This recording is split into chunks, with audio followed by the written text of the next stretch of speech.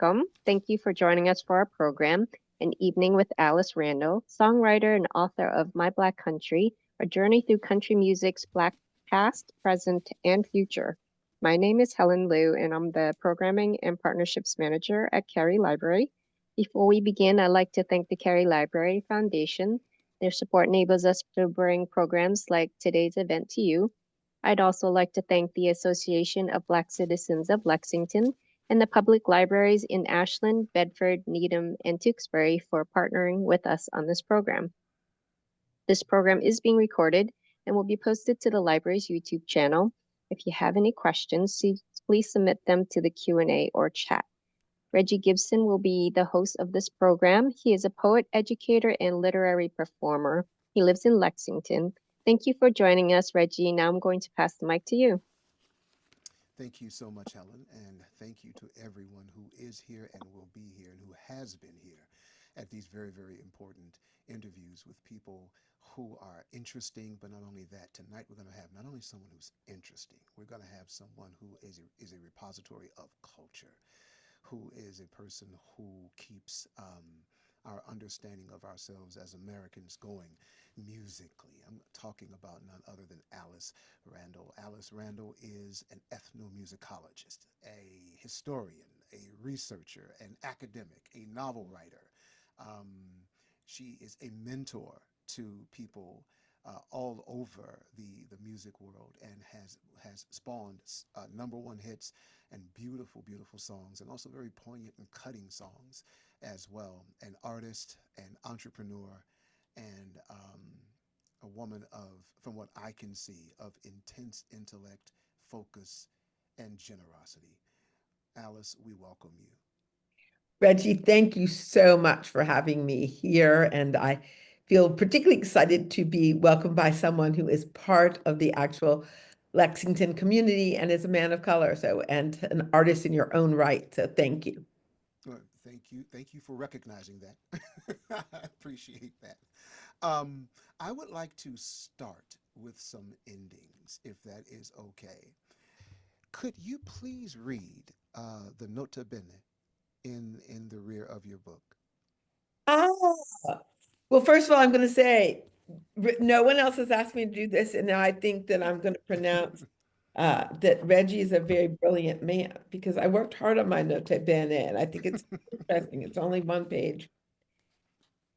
I'm glad we're starting there. Memory is mutable. Perspective is subjective. Read this as a packet of love letters to the first family of Black country, to our native daughters, to the Wooten brothers, to train rides to the Black West and the Black and brown cowboys, to the Black Opry, to Color Me Country Radio, to the woman I used to be, and the old woman I'm thrilled to be. Read it as an invitation to explore histories and concerts and albums and academic articles and acres to bring you other pictures of the time. But remember, people lie to the census taker. Census takers can have poor hearing or poor spelling. Proven with evidence is not always true. Trauma, therapy, and aging all impact memory and observation. This is a portrait of how I remember what happened to me now, which may be different from how I remember it tomorrow or how I remembered it yesterday. Palimpsest, kaleidoscope, mem myth, having our say, confabulation, memoir, cocktail chatter. I have written this, taking something from all these genres of life telling. I write aware that telling my story in therapy, at dinner parties, over coffee, on paper, through the years, alters the memories. As time passes, events fold upon each other, details from one day imprinting on another, telescoping on occasion, umbrellaing on occasion, kaleidoscoping often. Wow. That is beautifully written, and when I got to that, I was like, "Wow, this needs to be the first thing said." It contextualizes the book, contextualizes you. It speaks so wonderfully to memory, and it's slipperiness, right? As that can, it can sometimes be, especially when we're trying to bring back things that have happened from so long ago, and we do sort of make it into a me myth, but based on on even if everything isn't factual, it's truthful, right? It's very truthful. Trying to get to the truth, I think, is so important, but also realizing that truth is subjective and mutable. And that's why we all have to have good intentions of at least trying to get to it.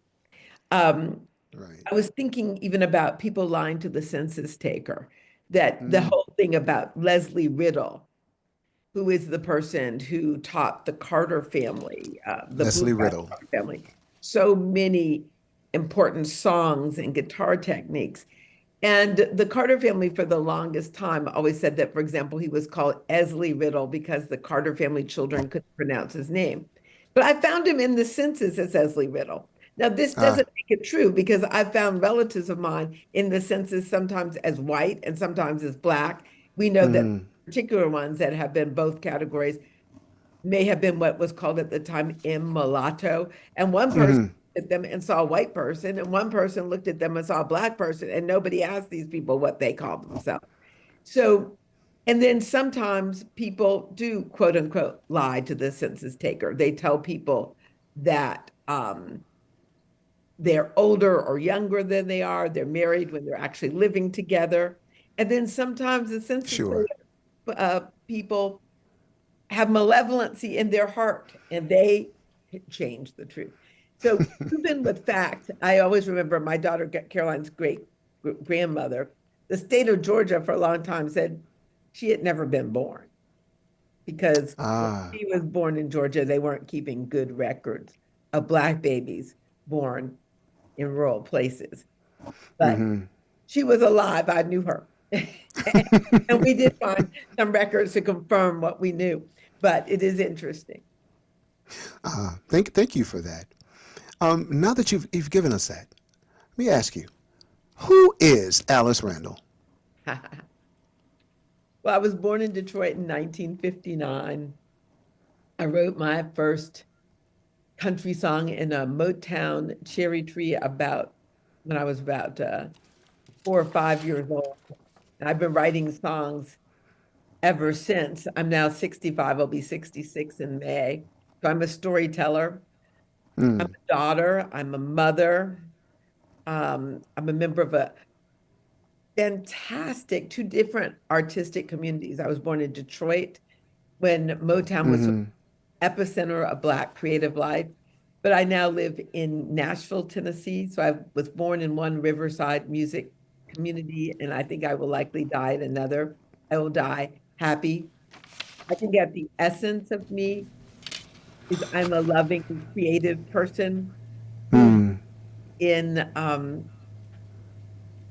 doing the hard right thing, who's very interested in a creative life, who's actually, one of the reasons I got so interested in country music is that I've always Yes. said the country is about life is hard, God is real. The road, liquor, and family are significant compensation, and the past is better than the present. For me, Yes. the past that was better than the present for a long time was my lost Motown. Lived in Detroit as a young child and then was actually sort of kidnapped away from Detroit by Mm-hmm. actually, a mother who was, uh, one could just say in the shorthand, crazy. Uh, and she moved me to Washington, D.C., where I had lots of opportunities to go to truly excellent private schools, Mm-hmm. also opportunities to grow up in museums and Smithsonian. There are lots of intellectual opportunities in D.C., Right. uh, but also a lot of trauma and trials of growing up with a mother who, at very best, had a hard time loving a child and perhaps failed to love her own child. So that's who I am. But I will say that in the center of my existence has been being a mother who adores her own child and Right. um, loves connecting to the world through these books and stories, and being connected back with this elemental family of Black creatives that I grew up with Yes. around me in Detroit, Michigan. Yes. You were very generous. And when I emailed you and I asked if, was there anything that was off limits, I wanted to be respectful of that. You're like, nah, no, let's do this. Okay. And I was thinking about how with so many artists, right, and so many people who create, how often there is that a scar that they're helping to heal. Or it just never is healed, and it's always the thing there, sort of like when we think about Jacob being blessed and having the limp, for the rest of his life, to remind him of what it was he had to wrestle with. And I remember thinking about that when it was about your mom. And keep in mind, I'm not really sure where all of this is coming from. Could it be coming from the book? Could it be coming from I'm saying where I'm getting all my information from, right? I read so much about you and looked up so much about you. I was wondering about the mother scar. How much of that might have pushed you toward the need for music?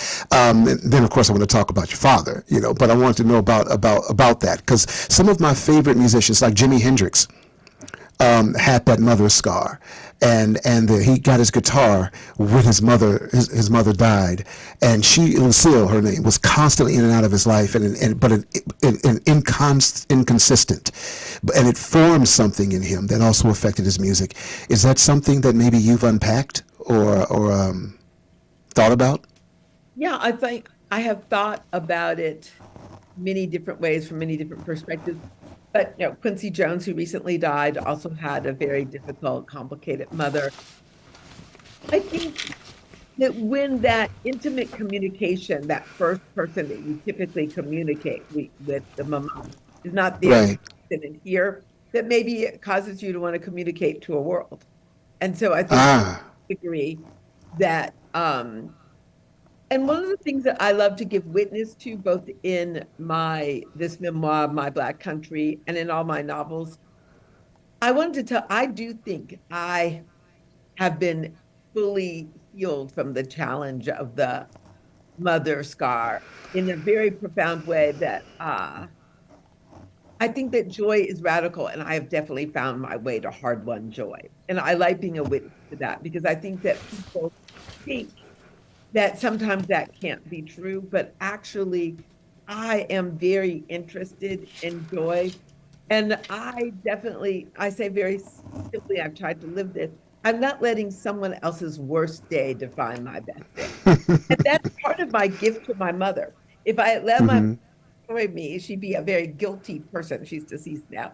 But I feel that part of my gift to my mother is that I found my way to having a very happy life. And it does not mean that some of those things, for me, the gift of difficulty is I have respect for other people's difficulty.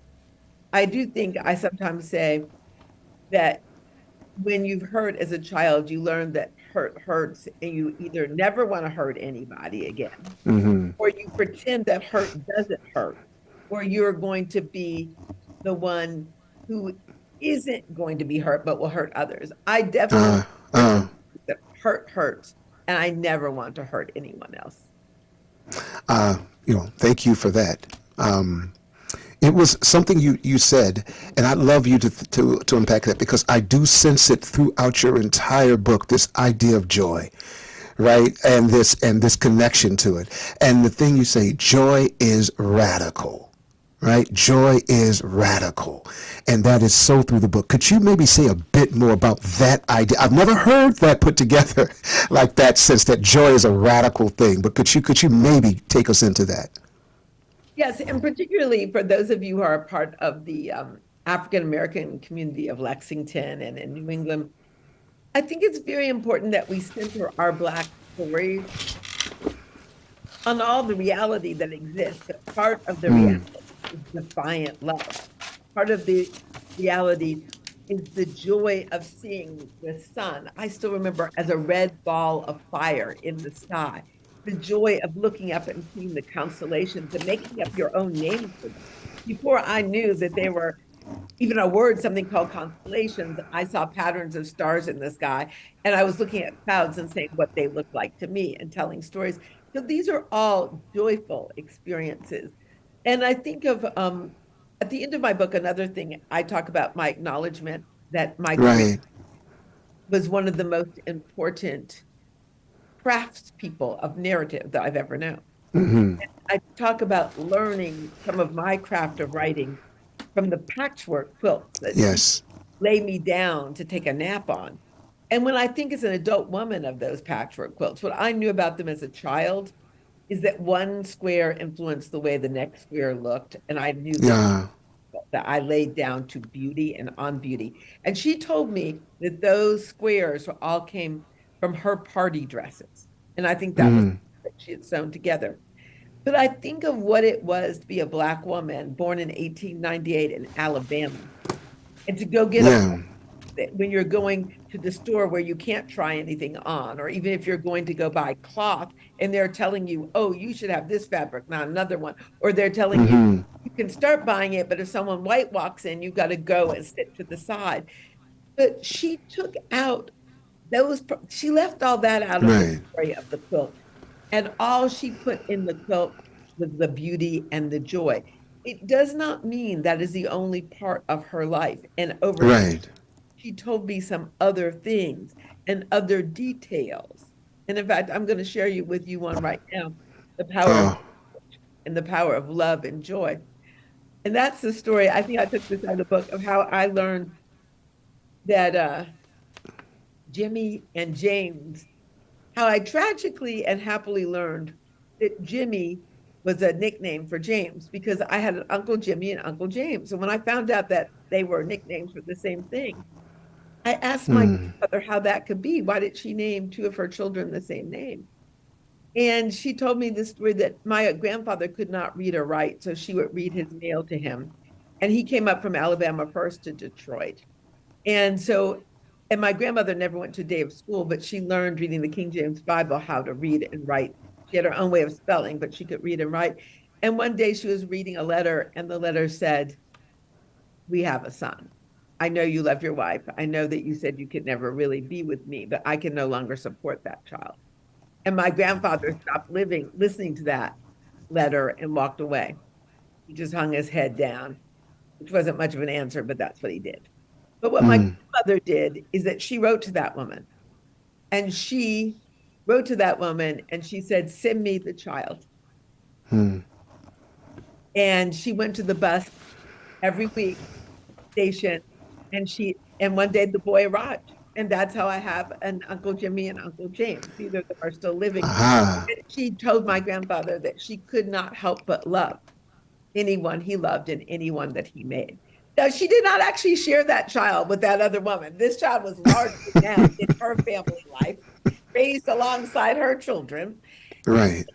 She did find her way to love and joy and taking such pleasure in my Uncle James. He was even given the more formal name, the one that Jimmy, Uncle Jimmy, my full uncle, he got the nickname she gave the son that she brought into the. Ah. But isn't that wonderful? And so I always said that was my father's by love and adoption. And so to me, and she's the one who would sing songs to me, Will the Circle Be Unbroken, on her lap. So in the last story, the one I did put in the book, Right. I think is so important, is she had an oldest son that she adored more than life, and Mm. Bill. This is a. Oh yeah. Yes, and Yeah. Bill. And she also had a youngest baby and when they just moved up to Detroit, and she also had a first grandchild, Marilyn. Mm-hmm. House fire happened in the Black neighborhood of Detroit where the fire department did not go that quickly. And she lost her youngest son, Ernest, and her oldest grandchild in that house fire. Jimmy jumped out of the window successfully. Later, the year before I was born, she would lose her oldest son. So my grandmother, and she felt that he was being persecuted by the IRS, but my grandmother lost her oldest child and her oldest son and her youngest son. And when she told me this story, these two losses converged into the story of following behind the hearse. And the literal, this many witnesses to this, the casket fell out of the back of the hearse. Someone did not close the door correctly of the hearse. And my grandmother transformed that in her mind into one of those sons, Jimmy or Ernest, was jumping out of the hearse, jumping out of the casket to sign love to her one last time. That is extraordinary commitment, because she knew that both of those children had known they were on her lap and loved. That there was eternity in what could have been a tragedy. Anyone else would have made that into a blues. But her defiance that it was her son signing love for her one last time, and they would all be united in heaven. The circle would not be broken. That is pure country music. That is the difference in country. Thank you for that. I didn't know if you want to touch that story, but that was a harrowing story, and so people, you need to read this book. You need to read this book and see how one lives a life. And I can see through your grandmother the generosity that you display to everybody. She had that for someone else's children. She had that for her own children, and I've heard people attest that about you as well. Thank you for telling us that story. And it seems to match with your four. Was it? Yeah, there was the 3 chords and a truth that was out in the 50s. I forgot who the gentleman was who coined that term. That was Harlan Howard. Okay, and yours is 3 chords and 4 truths, and you mentioned them earlier, but they do bear repeating again because each of them show themselves in your book. Life is and hard. In the music. Life is hard. God is real. The road, liquor, and family are significant compensations, and the past can be better than the present. Now, often in the African-American experience, the past that is better than the present in country is a longed for and lost Africa before colonization. Yep. Some of the more limited country, the past that is better than the present is a mythologized Dixie that never existed. Right. Nostalgia. Yes. Right. Those last 2 are especially interesting to me, because I have a lot of friends who are immigrants, and some who don't really understand the basis of African American anger, angst, rage, and connection and disconnection in this country, and what I've had to get across to them is the idea that. In the truest sense, African Americans are not immigrants. Yeah. I love that old reggae song, "Stolen from Africa." Right. Bob Marley, brought to America. Buffalo Soldiers. And therefore, I think some of my friends, they don't really get what the issue is, right? Because America has offered them a place. And they not understand of their own free will and volition. Yes, their own volition, right? Their own volition and their own agency. And I think it always bears repeating that the difference between slavery in America and slavery throughout the world in history as we've known it is oddly, because America was originally this Christian Puritan, thinking about the New England Puritans, this Puritan place. And that people were very concerned about what it would mean to enslave a human being. They developed the argument that African slaves were not human beings, and therefore you could treat them any which way you wanted. And that it wasn't like the Israelites in the Bible, that it was a very different thing. And so the argument that enslaved Africans were not human is very different than the awareness that you had to say in ancient Rome, that slaves, African slaves, all slaves, were human beings who were enslaved with a condition, not a species. Right. And this was this lie that we work with or work against to this day, that we are not human. Yes. And thank you. And then the third one, which was, what is it? The road, liquor, and family are compensation. Yes, which is what I love about the Beyonce song, on the Cowboy Carter album, Texas Hold'em. And when you look at that, because one, the idea there is life is not a game. Texas Hold'em is a card game. And the whole point of this song is life is not a game. It's not a game of cards. There's actually intrinsic meaning. When I say God is real, that is not just a Judeo-Christian God. That is also a God of African influences, of sacred nature and other kinds of spirituality that went to country. But I do think that one of the things we love in Texas Hold'em is there's even the word redemption in it, sweet redemption. We have sacred nature in the form of both honey, which is sweet, and tornadoes that are probably representing an angry God. Right. Right, right. And also the Huracan, which we're here, for our Native American brothers and sisters in the Caribbean. I think it was Oya in the West African tradition, Nigerian. That god of the storm. So always a connection with something that was transcendent and beyond what your senses could immediately make known to you. Absolutely. And when we're speaking of that, I love. There's so much country music. Roberta Flack has just, died this week. And one of the cases I make is that I think First Time Ever I Saw Your Face is an important country song. And she brings in a kind of a deep spirituality into that song that I think is really about the birth of children as much as it is about meeting a lover. And it also has a sense of the first time you see or feel the face of God. I hear all of that in that. Yeah. Song. Thank you. And thinking about those four truths, there seems to be, and we want to talk about your album in a moment because it's your album and it's other people's albums. We'll talk about that. Because it's fantastic. There were four men that I seem to like focus on that seem to really be important in your becoming. One was Steve Earle.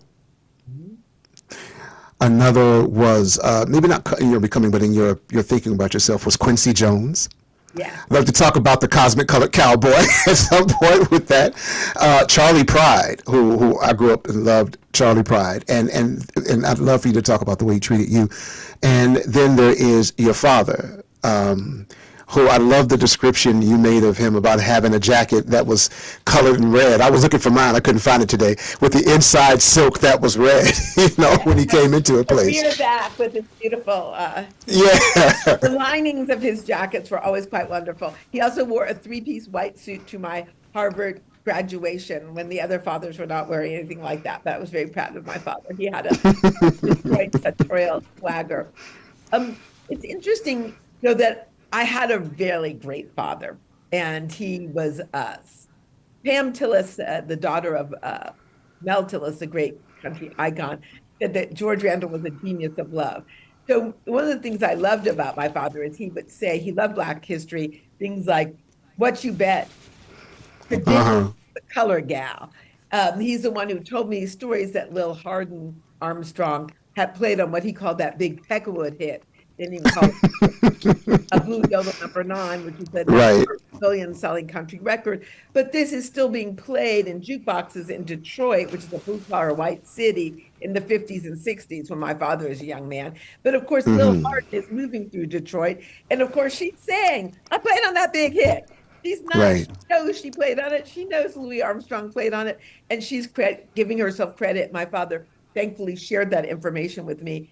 So he was a person who never read to me from children's books, but read to me from the very beginning, every day from the newspaper, including the colored paper, the Michigan Chronicle, every week when that came.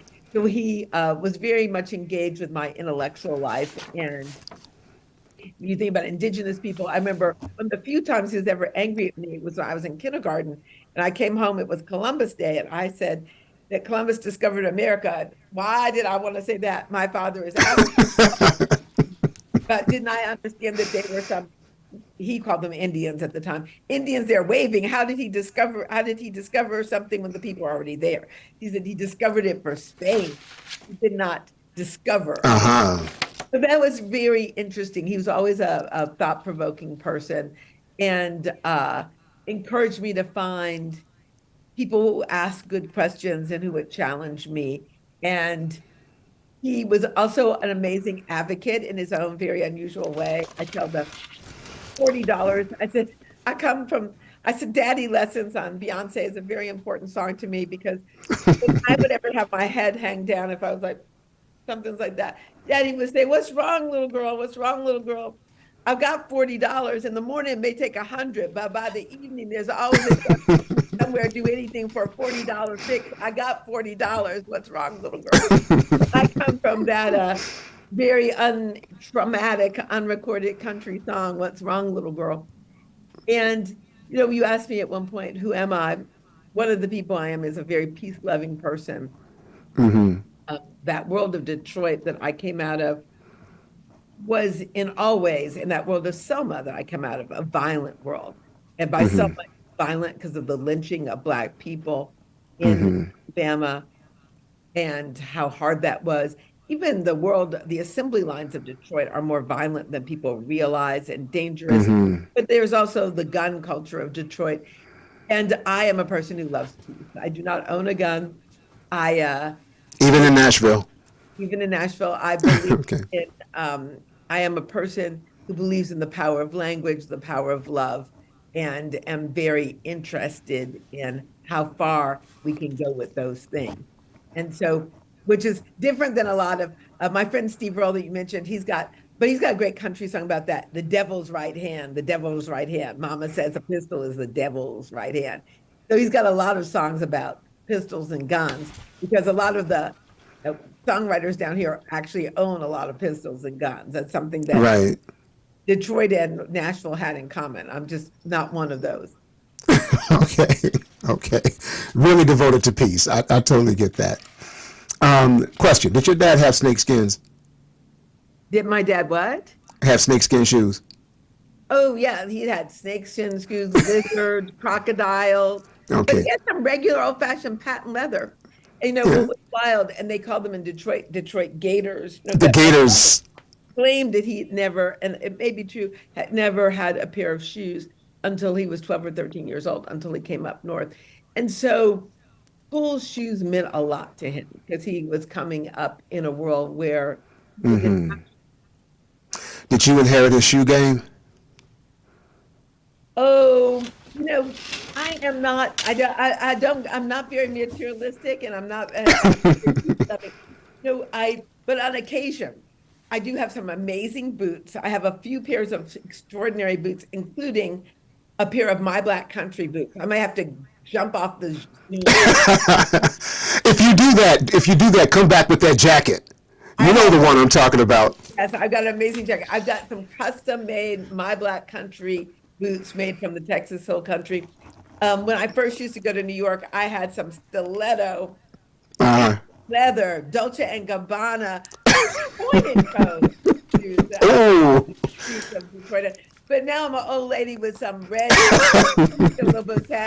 flat ballet pumps because it's comfort's a thing.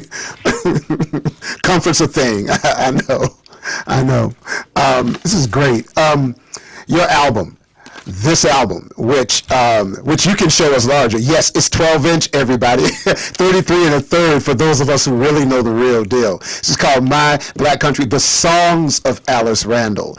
And it is a joy. I'm just going to say it in the language of the youth. There are some bangers on this. There are some straight bangers on this. And I wish I could play some, and maybe we'll see if we have the time to play a bit. But one of the things I love, besides like the women who you have, it's like all women, all Black women who are singing an homage to of your work. The only way I can think about it is like a bouquet, right, of multiple kinds of roses that we're being offered by all of these wonderful, conscientious, thoughtful, and talented Black women who you've brilliant, who you've paved a path for, who you fought for in rooms that they'll never know about. You know what? But they are my posse of Black genius that rode the rescue of my legacy. When I could barely bear to hear my recorded songs, all the songs that are on this album. Yeah. All the songs on this album have previously been recorded. Some of them are Yes. very famous people like Glenn Campbell, Mo Bandy, people, very important people at record. Trisha Yearwood had a #1 for 2 weeks with one of them. That's right. With X's and O's. But only by white artists. And Right. that had erased some of the Black and brown identities of my heroes and sheroes from the songs. And that had been somewhat heartbreaking to me. And it had gotten increasingly heartbreaking as the decades passed. Because year after year, and I never got to any Black recordings because there were so few Black people recording in country. And so when Reese Palmer, the first Black woman to land on the country chart since Linda Martell got there up in the 21st century. Who's also on the album, everybody. Who's also on the album. Yeah, so she sings Manny Mansion. It's getting fully realized. Rihanna gets her Pulitzer Prize when she sings the Ballad of Sally Ann. She is Sally Ann. Victoria does an extraordinary job with Went for a Ride. Sister String, some of you may have heard them. Oh, yeah, they're great. They now love it. They recorded for this album, but spoiler alert, Little Bird's been telling me maybe they recorded it for the album they're about to put out. Oh, you don't say. Things have been happening. And I know if some of you know RZA from Wu-Tang Clan, his daughter has now recorded Small Towns Are Smaller for Girls. I got to hear a bootleg version of that. And we've got on this one, Layla McCalla playing it. So this album is a bouquet, or it is like all of these crowns being sent to me and these young women saying, let me shine my light on you. And I feel like a very honored ancestor, and I still get to be living while it's happening. That is extraordinary. But for me, you know, I told you about my bad mama, but I really want to tell you a little bit more about my good mother. Okay. That is Lil Hardin. She was the mother of my imagination. She was a Black woman songwriter who had Lil Hardin a #1 and Just for a Thrill on Ray Charles the year I was born. She's the one who played on that first million-selling Blue Yodel #9. Just an utterly brilliant woman. She's someone I've always known about, and she was the mother I imagined for myself. And I followed Lil in her path. She grew for 3 years before heading out west to San Francisco with important jazz orchestras. But then she's the one who helped discover Herb Jeffries, and who will become the Bronze Buckaroo and make in the 30s and 40s Black singing cowboy records. I always think about the first family of Black country, which is my imaginary family that protected me all these years, and that is D4 Bailey is the papa, Lil Hardin is the mama, Ray Charles is their genius child, Charlie Pride side child in my metaphor, and Herb Jeffries is Lil's stepchild. And that's my first family of Black country. And now I've added that Beyonce is Ray Charles' genius child, the genius child who clips the papa. It's almost like Athena coming right out of his head, fully off. Oh, absolutely, absolutely. I think about like who we owe stuff to, and partly of that, of course, is the future, and the fact that these young ladies who are the future of country music and the future of so many other genres of music have chosen to also honor you, right? Is wonderful. They're honoring Herb Jeffries. Exactly, and D4 Bailey and Lil Hardin. And really honoring Lil. That for me, and I'm so glad that Beyonce has spent so much time honoring Linda Martell, but Lil Hardin, there'll be none of this. There'll be no Lil Nas X, no Beyonce. Right. There wouldn't be so much of jazz music. There wouldn't be literally the way we have it. There'll be no Miles Davis without Lil. Lil is so important, and there surely wouldn't be the way Ray Charles or Jerry Lee Lewis pounded the piano without Lil. So. Thank you. Somebody just put in the chat, they said, I can't wait for My Black Country, the family album. To put all of those together. Well, you know what, I put together like a Christmas playlist with from everybody on the in the First Family, the songs that they had. I found some Herb Jeffries and Lil Hardin deep cuts of holiday songs they did. And I do want to tell you, I did meet Mr. Charlie Pride, my very Yes. first year in Nashville at one of my very first black tie dinners. At that time, I only had one really fancy dress, so I still have the dress. It was in a museum, the dress I met Charlie Pride in. And Sure. we were in a big ballroom. It was during the ASCAP award dinners, and I got close to his table and he stood up. I teasingly say, I don't know if he just had to go to the bathroom or he stood up and greeted me. I think he saw Sure. the only black woman in the room who wasn't serving, waiting on a table. And I was probably 23 years old about that time. And the respect he showed me was so great. But fast forward to not long before he died, not long before COVID came. This must have been 2018. I was there was a documentary film, Just the Way I Am, coming out of him, and I was on him, and I was invited to the screening. I tell the story of the book. And there was a VIP section and there was a second VIP section, and I was not Uh-huh. best VIP section. This is 2018. Okay. I'm starting to get forgotten in country music, but I was invited and I'm in the documentary. So I take my seat in the second VIP section, and in the first one, there's Tanya Tucker and there are all the big celebrities. And in walks Mr. Charlie Pride. And he looked over that room, the audience, and he took the seat right beside me in the second VIP section. And every time I come, he would point to me like that. He reminded me a lot of my father. He was so wonderful. He was so happy for me that I was in his documentary and teaching him. And he literally, again, let that whole room know he was going to stand by the Black woman, the Black artist. And he made where I was seating, because of course where Charlie Pride was is the first VIP section. So Oh, of course, of course. You know, back to your album, it's just something about it. It's been a long time since I felt taken care of, right, by an album. From someone, and it is these women, but they're singing your words, and they're singing your words, but it sounds like they're putting their lives into your words, and it's just every note just seems so authentic and so well. Not to mention, I'm a poet, right? When they let me, and the language is so well wrought, right?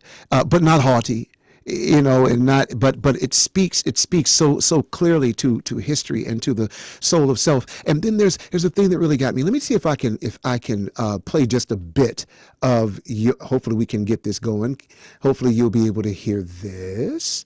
This is from are you still there? I'm here. This is from Small Towns Are Smaller for Girls, the one you mentioned earlier. Nailed it. And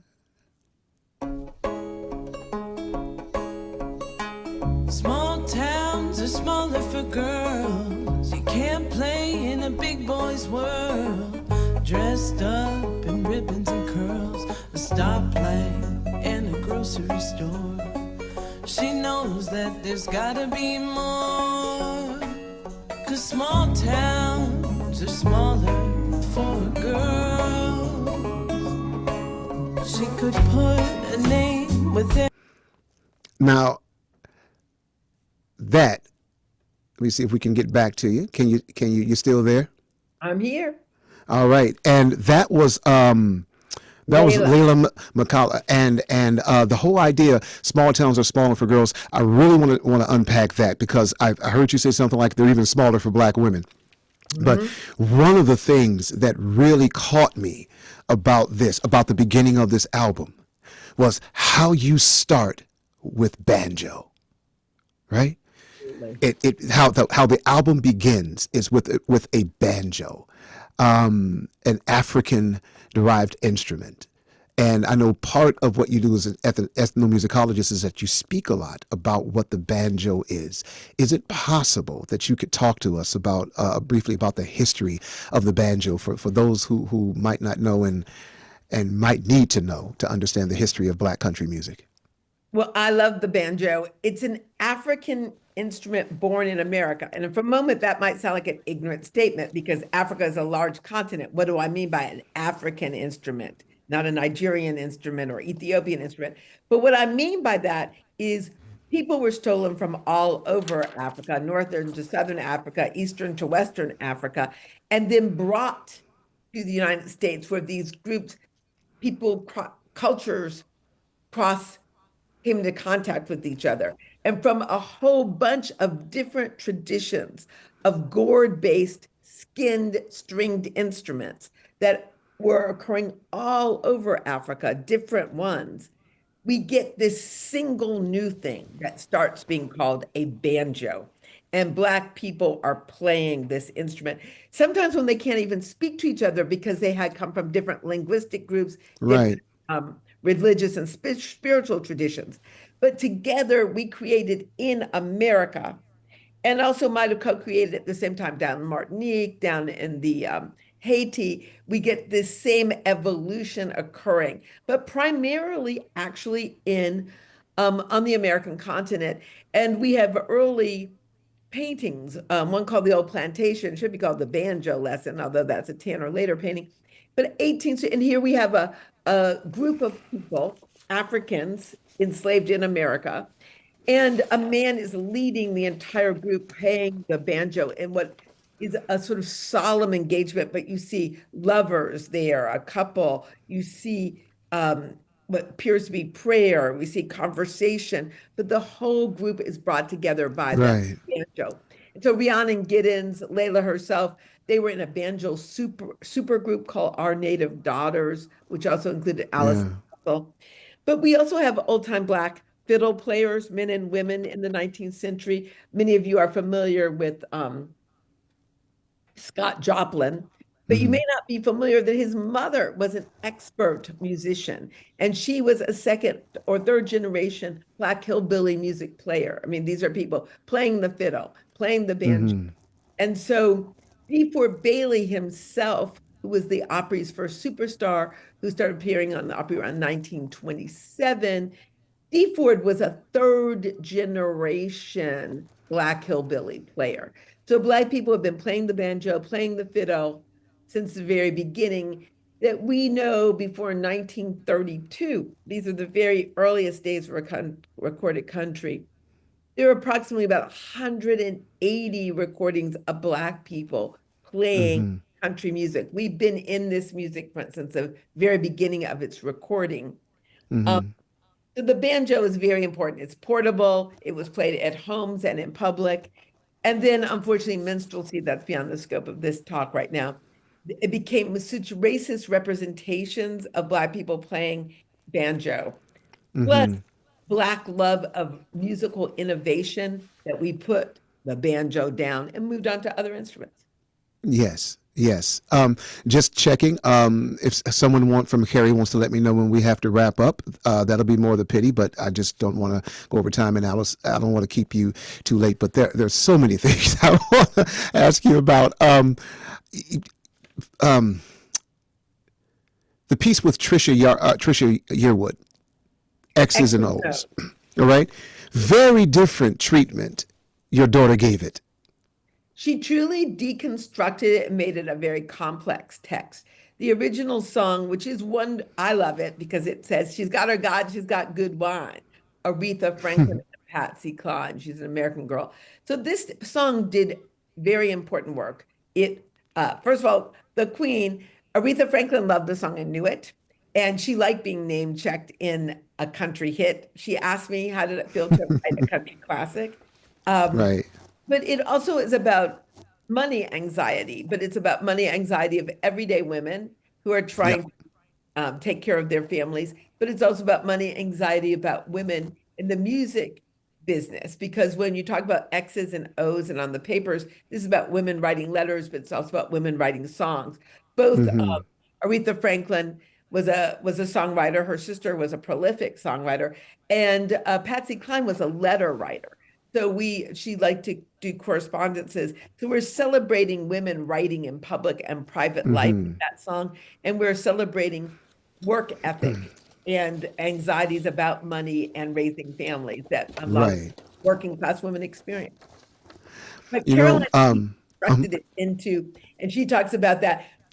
raised me in a house she paid for with her work. Oh man. She is claiming, she deconstructs the song, takes it away from any superficial ditty roots and says, no, this Yeah. is going to be hard. This was hard. And this is what it achieved. And this is the bones Right. of And it's a spoken word album. it. It's not saying it, but there's a melodic, of course, quality and a fierceness to what she's doing. And I think that was one of the things that really rounded out for me. Beginning with banjo, the beginning of country music, and ending with a woman speaking. Right, the future of country music. Exactly. Someone and the next generation eclipsing the generation before. As a healthy, sane mother, I'm thrilled that my daughter does everything I do and she does some things I can't do. And she does it better. So that's what you want, and that's what I got. You know, last thing I want to do is a shout out to you. I saw that years ago when I was younger. I saw the Reba McEntire video that you wrote. Right, you wrote the video of the year, yeah. and yes, and it won Video of the Year from the CMA. And of course, I didn't know that it was a black woman who was behind, had anything to do with that. You wrote the story for that, I'm imagining, and the narrative. Well, you should have noticed when Reba McEntire is reading to her little child from Yes. I Know Why the Cage Bird Sings. Yes. Yes. That's what was going on. Right, because I saw it before, but I never saw that till I started looking at it again. And it was so interesting because it happens in this after she yells at her daughter. Right. And because she's a woman who's working really hard to graduate from college, she yells at her daughter, has a bad moment, as mothers and fathers will always have with their children. Right. And it was so interesting. I never saw it, but she's reading her I Know Why the Caged Bird Sings as a bedtime story. Exactly. So and I actually do walk through a scene of the thing because that's how I signed it. Like sometimes various directors might put themselves in. I actually walk through the scene of that, and but I loved that it's interesting the visual content of country music, and I sort of want to end by talking. Just underscoring the importance of cowboy culture and to remind everyone here that 20 to 30% of cowboys were black and brown and indigenous. Yep. And the this vaqueros. is a lot of the indigenous influence on country. And so when people were saying about Lil Nas X or Beyonce, our culture can't be your costume. No, actually, blue jeans and the indigo trade, this is African too. That we are the ones who are doing the indigo dyeing, that blue jeans are steeped in African and African American traditions. And black and brown cowboys have been wearing blue jeans have been wearing blue jeans since they were invented and have been singing cowboy songs since the 18th century. Before Los Angeles was called Los Angeles, we had black and brown vaqueros riding the range that is Los Angeles. That's right. Yes, it's steep and goes way back, and I think you're right. A lot of folks don't realize that. I was working with a group that was doing something with the work of Handel, George Friedrich Handel, who had written some anthems in the 18th century, and at the same time that these anthems were being written, the African American spiritual tradition was also developing, right? It was an ancient thing that goes back. And you in one of your interviews, you told a story. Maybe you mentioned it a little bit, but it got me in the mind of the first black woman, who could not. In your head, you were thinking of a story. The first black woman who could not speak the language, but she was in the Virginia colony, and you know the story. I mean, well, no, that's how I imagine the birth of country music. Is it a black woman who came to these states in chains, and she's having a child 9, 10, 11 months later. And she is rocking that child, and she is rocking and singing to that child from a melody that she had from Africa and from some of these new words that she's hearing, because these are the new words of maybe the man she made this new baby with that they know together, and it has some of that King James Bible mixed up on it, and some of these Celtic, Irish, and Scottish melodies together. Yes. That for me is the birth of country music. It's English, Irish, Scottish, narrative ballad, storytelling, plus African influences, the ballad, the sacred nature, the banjo, the broken bent note singing, the open-throated singing, all of these things, these Black influences, and then it's that evangelical Christianity. And country is an Afro-Celtic form plus evangelical Christianity. Without the Christianity, you might have a blues. Without the African influences, you may have a folk song. It takes all three of these things for country to be country. And I think, ending that you guys are in Massachusetts, and, I went to Harvard, so did my daughter. I graduated in 81. I think she graduated in 2010. So Harvard was, as was the Massachusetts colonies, many of the fortunes of New England are underpinned by investments in the slave trade. Yeah. So this bringing of enslaved Africans to the New World is something that all of America was involved in the 17th century. And in that sense, I started listening to country music in Massachusetts on a radio station there extensively as a young adult. I started re-listening to it. I listened to it all through my childhood, and I listened to it in Washington, different parts of it. But in Harvard, I started listening to it in a new way and hearing the relationship to American and British metaphysical poetry, and these complex images.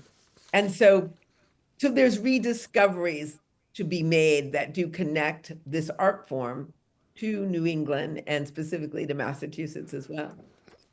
Yes.